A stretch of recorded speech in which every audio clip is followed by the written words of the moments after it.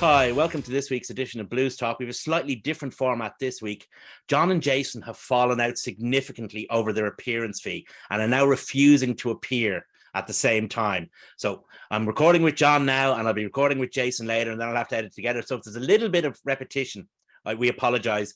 But look at it this way, you get twice as much me. So, make of that what you will, dear viewer. Anyway, so Leinster started off the weekend's URC action with a bonus point away victory to Scarlets. Bonus point victories are always good. Away victories are always good. And this was the best of both worlds. Yeah, I kind of had a bit of a funny feeling about the team when I saw it. And,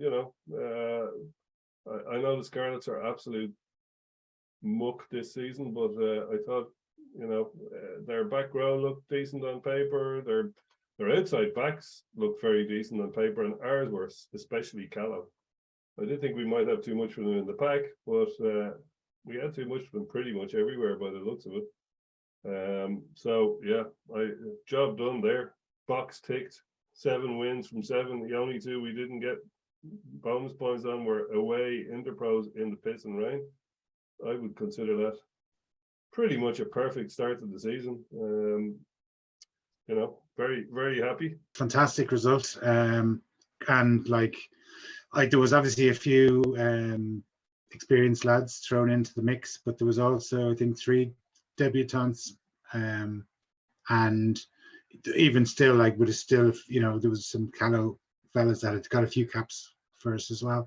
So it was just great that the train keeps trucking on, and amazing that they just can manage to get a 30-point victory over in Wales with a pretty much a mixture between seconds and thirds. I know people kind of worried when the 2 teams were picked, and Scarlett seemed to have a lot more experience, particularly in the backs. But I thought, whatever about our front 3, I thought our back 5, our locks and back row would be dominant, and that's how it turned out. I thought our front row did well. There's been some criticism of Clarkson. I'm not really sure where it came from. I thought he did really, really well. McKee, as he has done in every appearance, has impressed. So much so that Bernard Jackman wants to move to Munster forward. Yeah, the ultimate seal of approval. If you're decent, then you must be decent if they want you to move to Munster. But I thought he played really well. He hit his darts. He showed some serious gas for Rob Russell's try. No, it's just, we were kind of concerned that maybe a couple of seasons ago, thinking Sean Cronin's is coming towards the end of his career. Tracy, good player, but sort of a solid player, but not going to be a standout international player. And we were kind of wondering what's going to happen. And all of a sudden we have 3 really, really exceptional hookers. And I'm sure there's a few more that we don't know about. Yeah, he's a cracking player. I mean, he has the unfortunate, we discussed this last week, so I won't go too deep into it, but he has the unfortunate thing of being born within the same year of Kelleher and Sheehan and a few others besides. So he's a fabulous player, though. He really is, and I hope he does get a few breaks. But Kelleher is injured, and even if he wasn't, he'd be out. He'd be gone for the AIs and the Six Nations, and and so will Sheehan. So while there are not that many games during there's none in the AIs and only on the break weekends in the Six Nations. Even so, I think with rotation and player resting and all that, so I think they get enough bites at the cherry, especially with James Tracy injured. And hopefully when James Tracy comes back, and not hopefully, but for McKee's point of view, hopefully he'll surpass James Tracy, and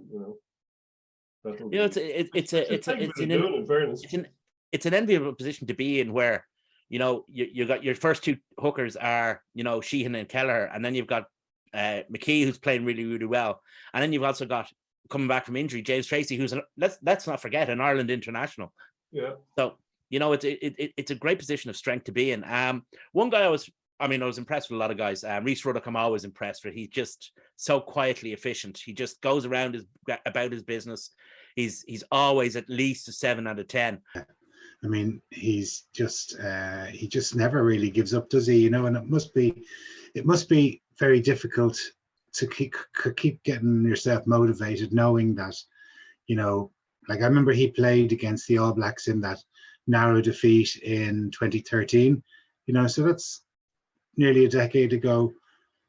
And his role within the club is kind of obviously changing now. He's a leader of the seconds team, but the likelihood is, particularly when you have the amount of really good back row. Not saying he's not a really good back rower, but pretty much the Irish back row starting ahead of him, it must be very, very difficult. But it's the mark of the man, the mark of his professionalism, that he continues to put in barnstorming performances. And as we saw in that semi-final, was it a couple of years ago against La Rochelle? He's a man for a big occasion too, and when we need him. Yeah, I still think his loss in that semi-final, his injury was significant. A big turning point, I thought. Yeah. Yeah, but I was really impressed with Max Deegan, and Kieran Reid was in the Leinster camp this week. And Max Deegan was talking about the effect or the influence Kieran Reid had on him, and talking to him about, not about transitioning his game to a tighter game. And you could see that against Scarlets. Mm-hmm. Absolutely. Yeah. Deegan's always been a cracking player. He's been unlucky with injury and unlucky with having Caelan Doris and Jack Conan in the same team as him. Like, it's a bit like McGee. Where do you, both Ireland international players at 8, which is Deegan's best position, unquestionably. So, it's the fact that he stayed around and is prepared to give them a lash for their money. Like, he first came to people's notice in the famous team that with Andrew Porter and all the under-20s team that beat New Zealand for the first time. So, ever since then, first time for a men's team, John. Sorry. Well, I meant first time for under-20s. But yeah, he's been impressive since then.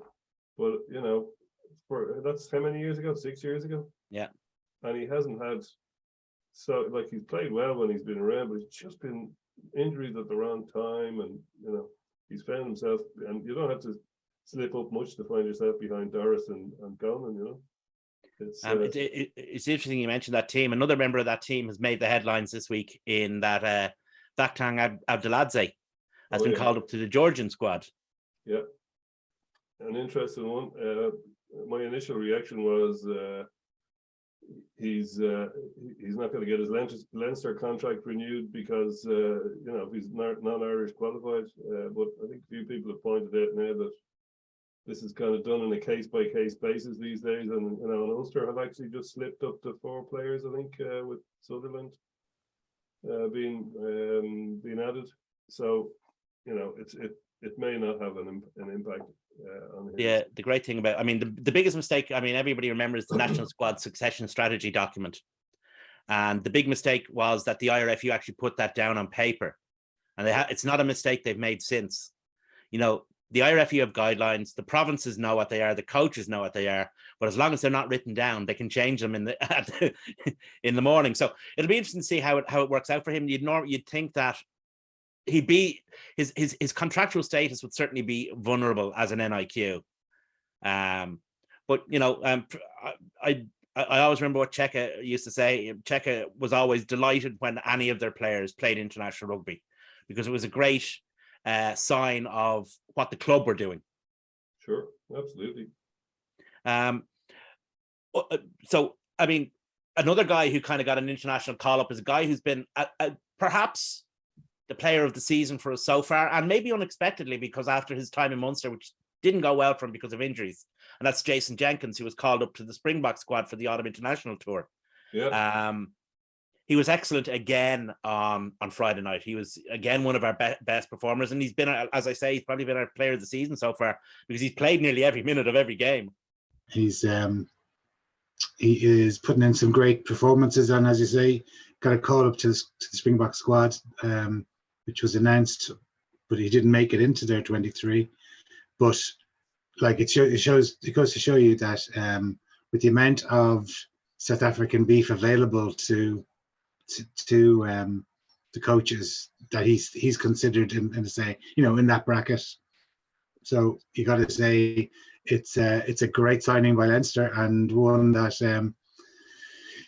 I think it's somebody that we needed. We saw the result. We certainly saw the way obviously Toner's gone this season, so we needed a big lump of meat to replace him, and we certainly have one. He's been a revelation.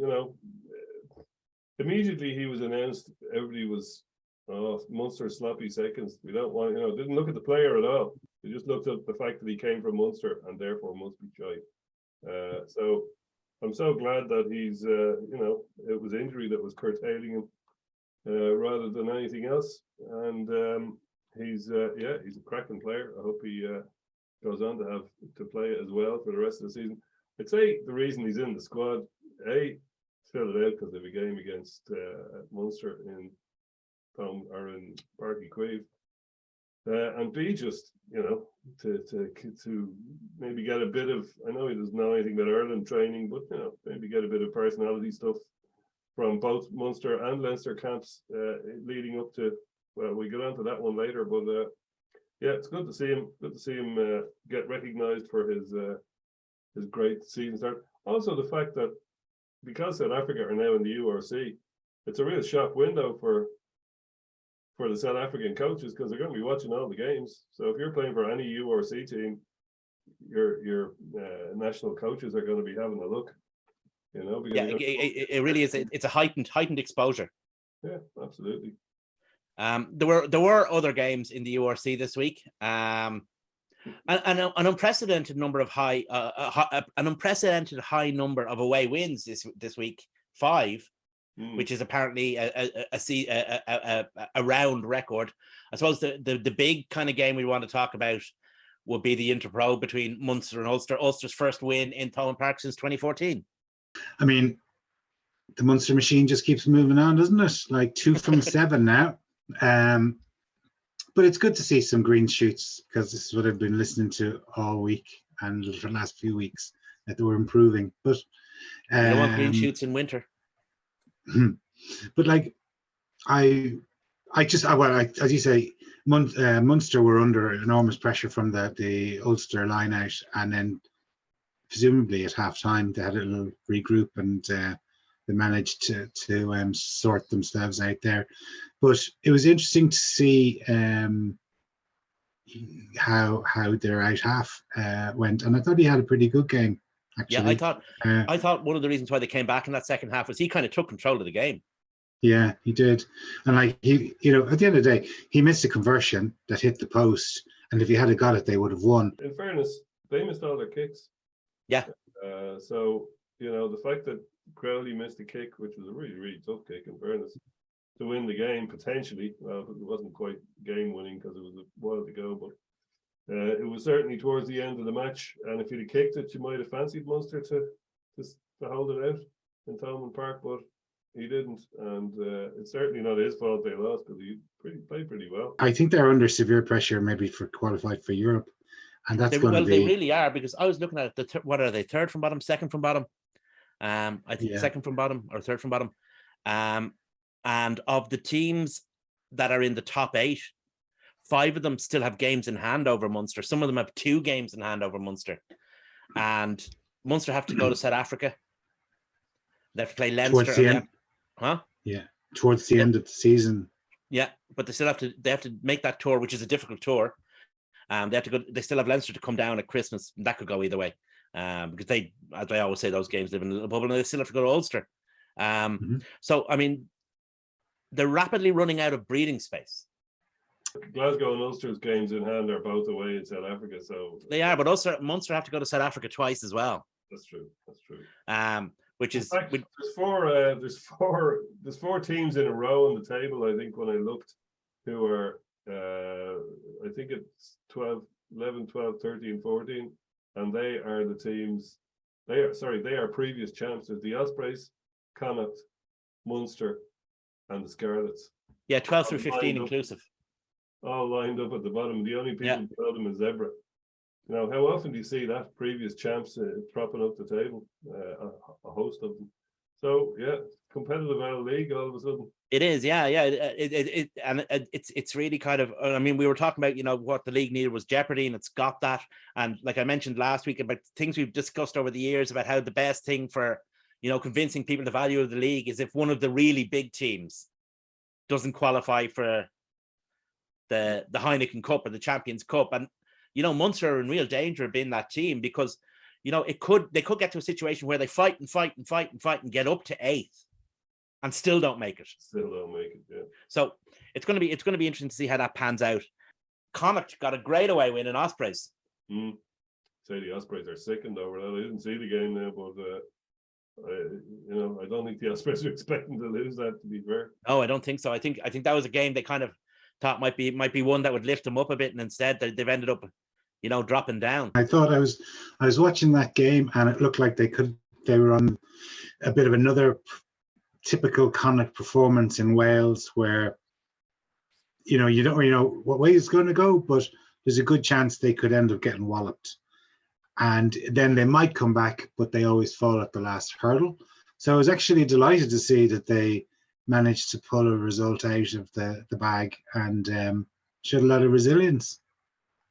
But the Welsh teams are really, well, some of the Welsh teams, I should say, are really, really struggling for points this season. Like I can't remember the way it lies in the table, but certainly they're in the bottom 8 anyway. Yeah, so that's kind of the end of our URC roundup. So we're going to switch tack quickly to international rugby, but not quite. We're going to start off with an unusual fixture in the kind of the calendar.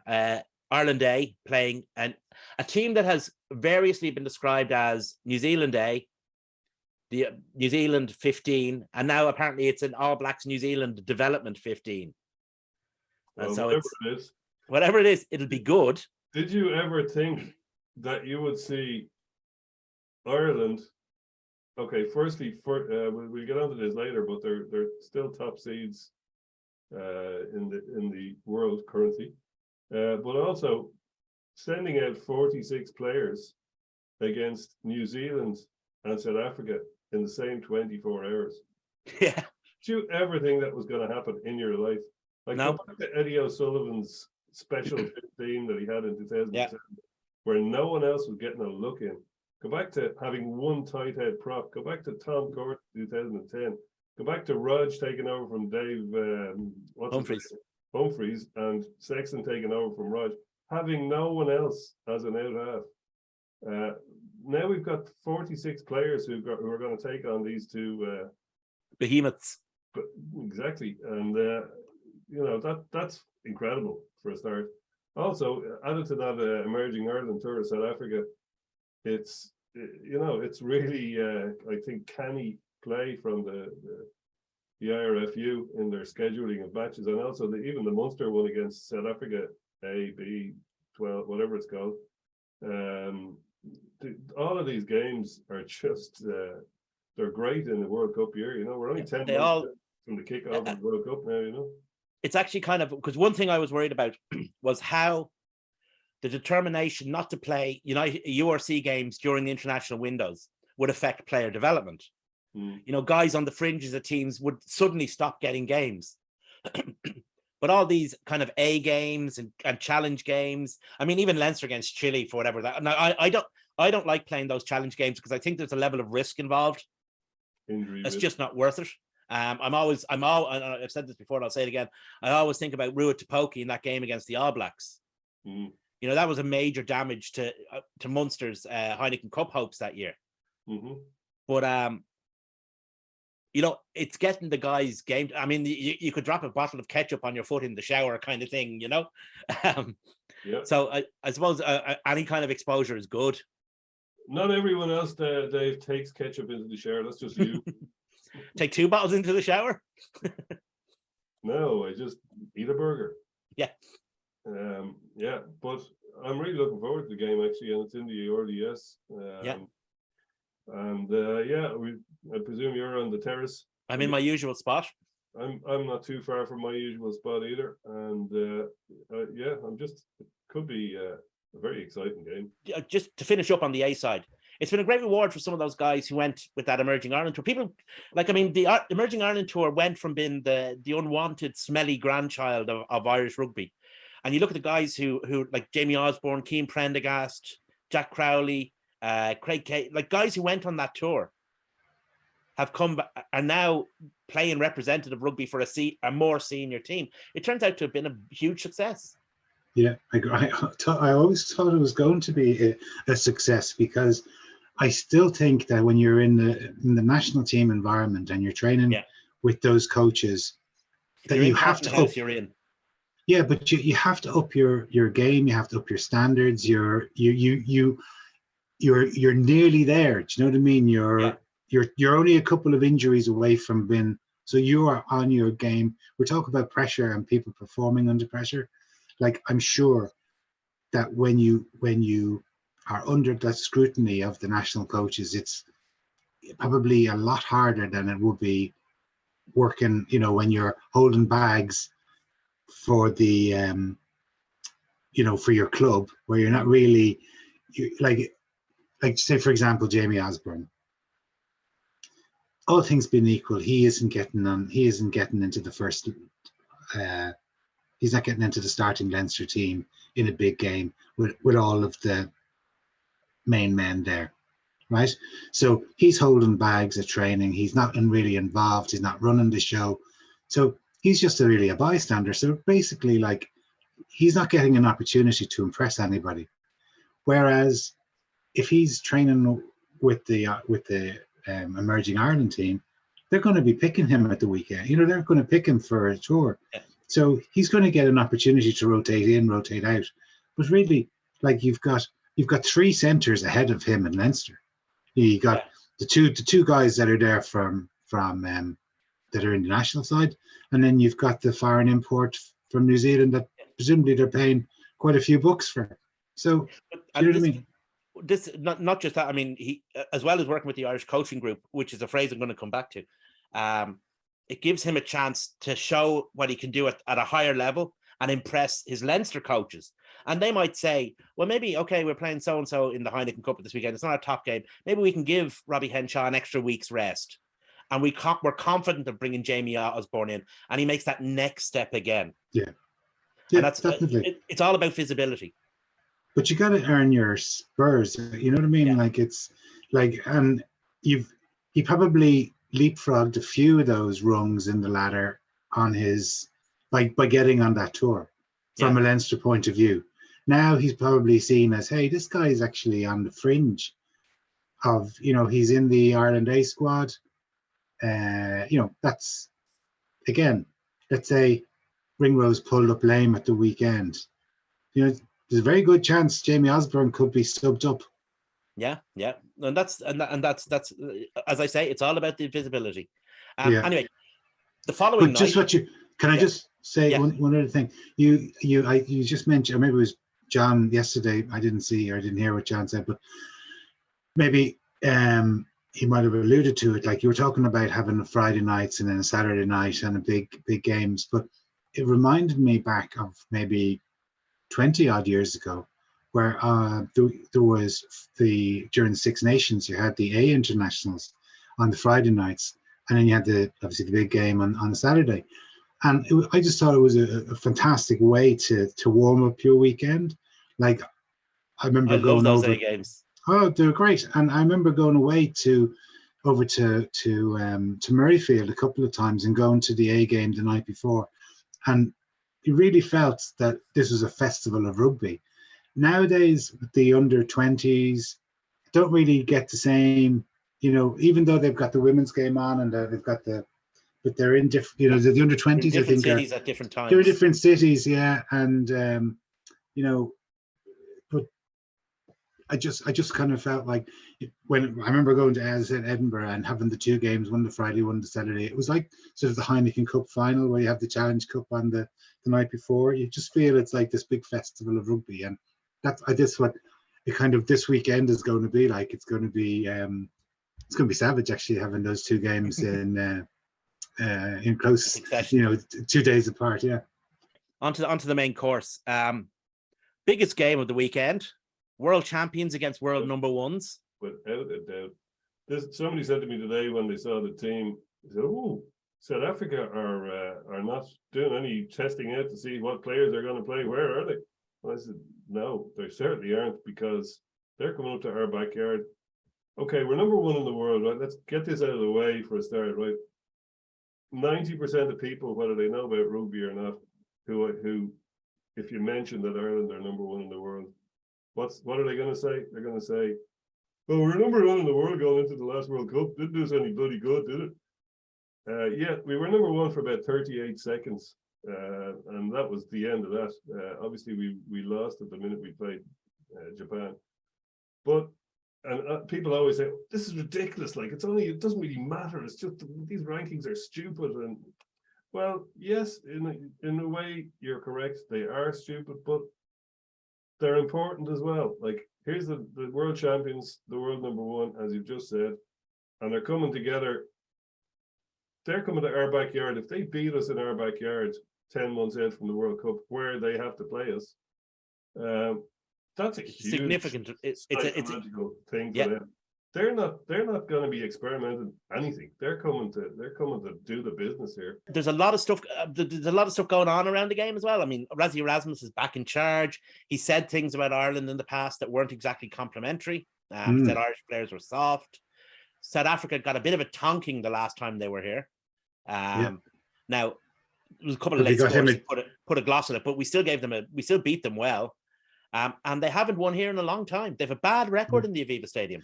I was watching Against the Head the other night, and Darren Cave was on it, and he mentioned, I think it took, I'm going to get the numbers wrong, but I think he said something like it took 16 goes against South Africa for us to win a game, and then I think we've won 6 of the last 8. It's something like that. Which is I think the only two games we've lost since that game, when South Africa wore their special centenary kit or whatever it was, were the 2 other tests in South Africa, where we won the first test and lost the other 2. I think they're the only 2 they've won in the last 8 of those 8 games. Yeah, I mean, like, even going back to, remember when O'Gara took the sneaky little tap and go, and maybe that might be 20 years ago, maybe, but like, like, this was a team that we didn't see very well. Certainly I didn't see very often growing up because of obviously apartheid, and it wasn't really till they were brought back in the maybe mid 90s, early 90s, 92 is it? So they were kind of like this, and then we only saw them a handful of times. They didn't tour, or the tours weren't as frequent as they are now. But yeah, I just like, we have nothing to fear against them anymore, and particularly, like, I think for years we were terrified of playing France because we only got to play a French team once every year, and every second year was in the Parc des Princes, and we always got 40 points put on us. But all of a sudden, like, the Heineken Cup came into existence, and we kind of saw, well, they're human after all, and some of the players are brilliant. They're very easily, not very easy, but they are only human at the end of the day and can be beaten.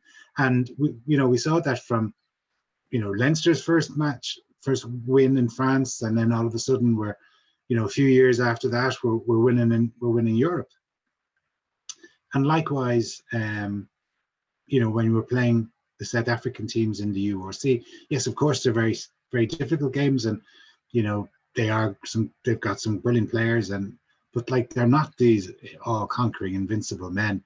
And I just I think we were very good.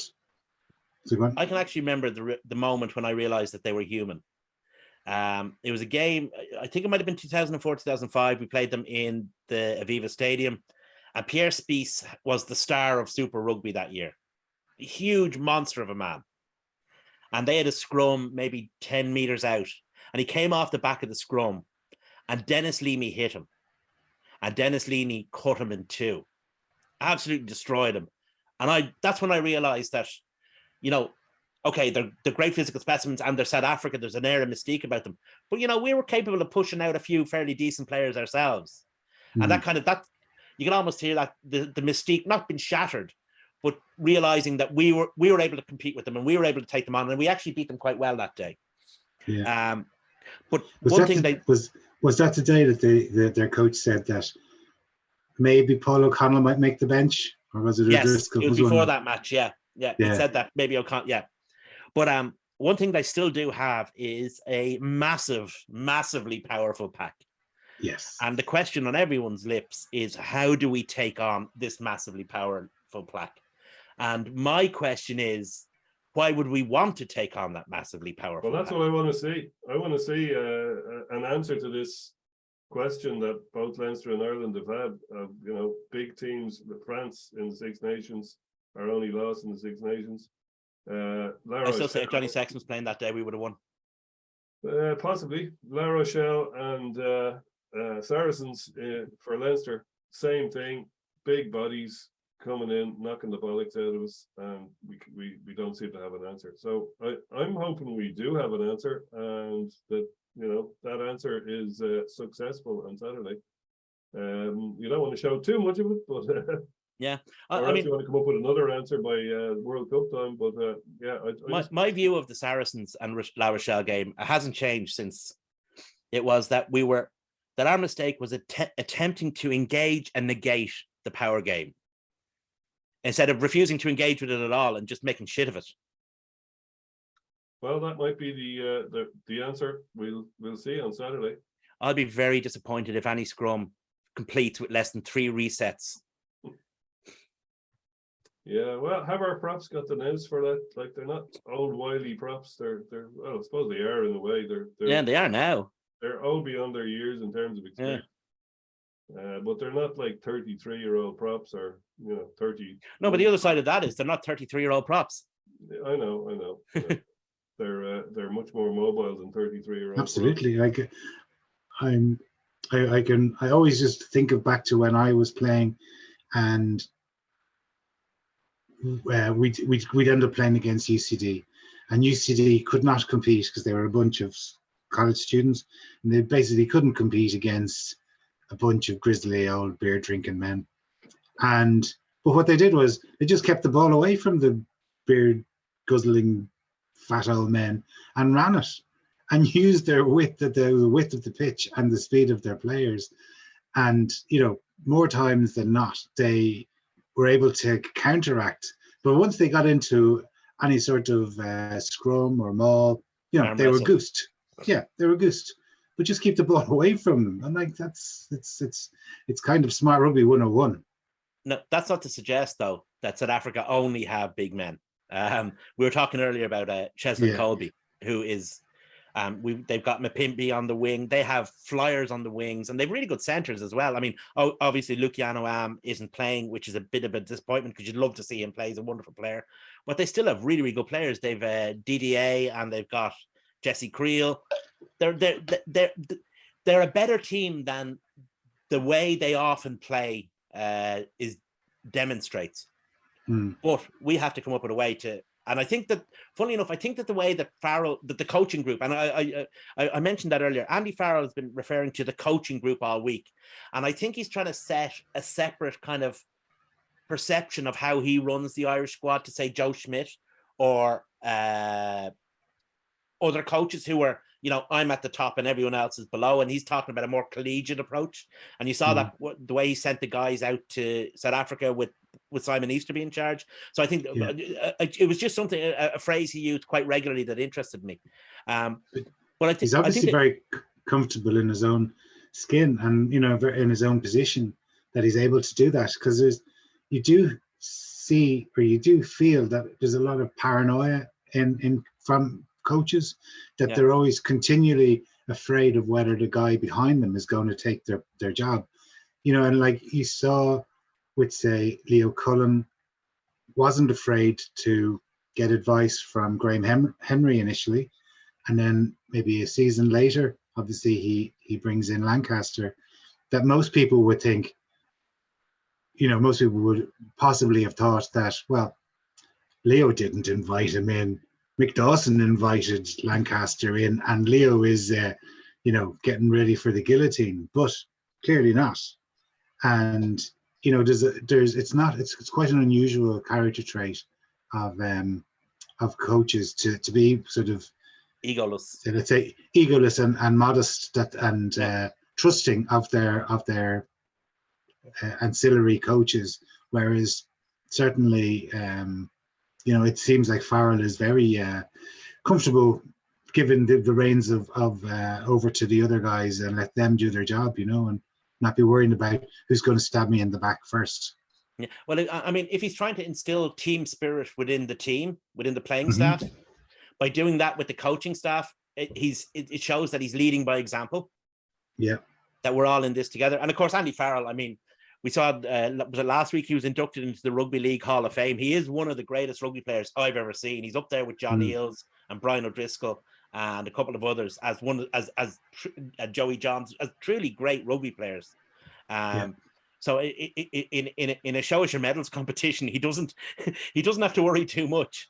No. But the team that looks like it's going to be picked from what we can see from the A team, unless they're playing a massive black ops operation, won't differ all that much from the team that played against the All Blacks, but in a couple of key positions. I mean, it looks like it's going to be Balakoon on the wing. Mm-hmm. It looks like Gibson Park is fit. But you would have to sort of put a big question mark about whether how's Hugo Keenan, how's Gibson Park, particularly the first two that I said who haven't played all season. Yeah. How are they, like, to throw them into a test match against the world champions as their first game of the season is a very big ask. And, we all know they have the talent, obviously, to excel at that level.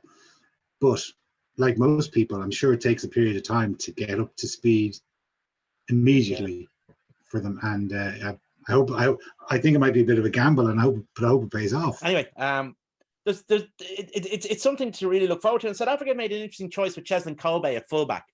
Mm-hmm. Rain. Huh? Hope he likes the rain and inspired choice or weakness. A risk. Well, look, they've got back three. All their back three are guys who can run like the wind and beat you in a phone box. So we're going to be ready for that. They're all not pretty good on the high ball as well, but if your chase is good enough and you can reach them before they catch the ball and your kicks are high enough, yeah, I can see them being prone to our bomb squad, given the right circumstances. But they're just as prone to catching the ball and running the whole length of the field in between. Well, that's the thing. I mean, if we kick Lucy to Cheslin Kolbe at fullback with the entire pitch in front of him and full view of it, he is going to destroy us. Yeah, there is that. So yeah, interesting times. What's your prediction, Jay? Well, I think, as you kind of alluded to, we just got to play a smart game of rugby. If we start getting into an arm wrestle with them, like we saw during the Lions tour last year, that South Africa can drag you down, no matter who you are. They can drag you down to an awful, dull, kicking, competing, attritional kind of game, and that's not the type of game that we saw. We saw almost total rugby when we were playing the All Blacks down in New Zealand, particularly in the last two tests, where we showed where we wanted to use the ball positively, and if we get dragged down into their level and want to arm wrestle with them, we're goosed. Yeah. So we got to show the same. We've got to take risks, and we've got to just pretty much go for it. Like, we just got to go and take as many risks as possible. And so, like, I think it's going to be tight, but it all comes down to what sort of ball is produced by the forwards. Yeah, it's going to be a really, really interesting game. I'm really looking forward to it. Anyway, that's all. But we have time. Sorry. But I was just going to say, but like, just trying to use more, like what we saw with the try that that we created. Was it against last season in the Aviva? The line out. I can't remember who was, sorry. But with the inside ball. Yeah, like we just got to use more imaginative stuff rather than just throw to four and try to maul it. Like, we're going to go up against a brick wall. You have to use your brain rather than your brawn. And the thing is, we have forwards who are super footballers. That's the thing. Even the biggest guys like Porter and Furlong are great footballers with great feet. Sheehan is brilliant. Like, he always takes contact on his terms. And that's what we've got to do. We've just got to remember those guys just, and I'm sure the coaches, I don't have to tell them anything, just have to remember what good footballers they are and be confident that that's going to be enough. Yep, absolutely. That's all we have time for this week, Jay. Thanks very much. And hopefully now we're all going to the WRC, and hopefully yourself and John can come to some arrangement, and we'll have you all back together again next week. Anyway, so thanks very much for watching, guys. If you enjoyed what you're watching, even if you don't, just to spite everyone else, give us a like and a subscribe, and it'll really confuse your friends. And thanks very much for watching, and see you next week. Cheers.